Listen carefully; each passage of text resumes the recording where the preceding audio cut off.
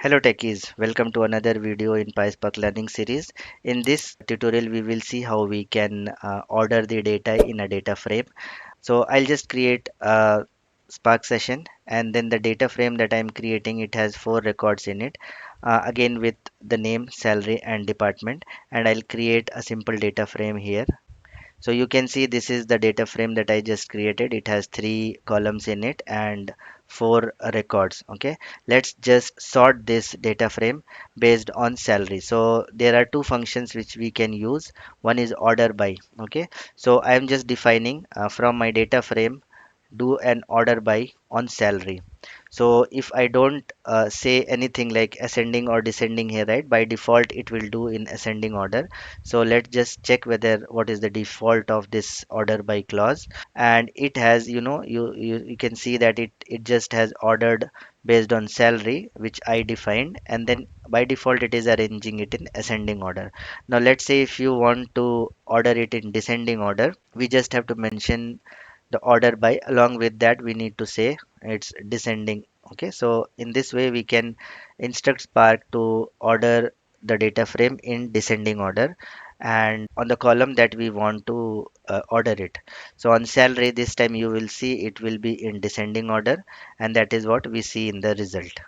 Next thing is if we need to order on two different columns and the ordering should be different, one is ascending, one is descending, something like this. So for department, I am not mentioning anything, that means it will be ordered in ascending order, and salary I'm mentioning it in descending order. So you can define it accordingly. We can have multiple orders also for the given columns. We can one have as an ascending, another one as descending. So let's just run this. So what it will do, departments, you will see that it will be in ascending order, but any department which is same, right, it will then take the next column and it will do it in descending. Like for example, here we have two departments for HR. So the entire department is ordered by in ascending order. If you see alphabetically, it is in ascending order, but for repeating departments, right, it will take another column, now salary, and it will take them as in descending order. So this is the way we can define different orders also for different columns. The same thing we can achieve by using sort function. So here I'm just using df.sort. I'll get the same result when I do. It will give us in ascending order by default if we don't mention anything.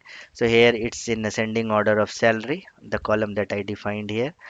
Similar to order by, we can instruct it to order it in descending order.